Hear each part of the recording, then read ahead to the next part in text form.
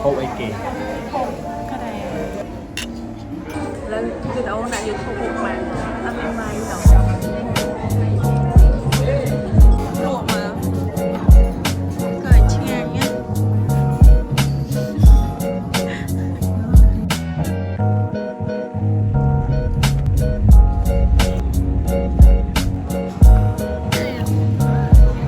ทอดแต่ปลา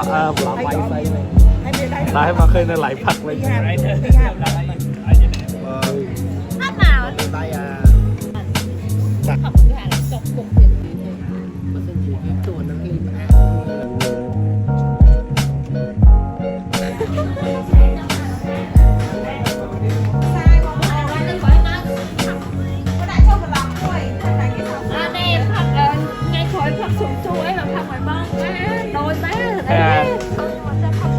เนี่ยโอนกี่ทอดล็อกเลย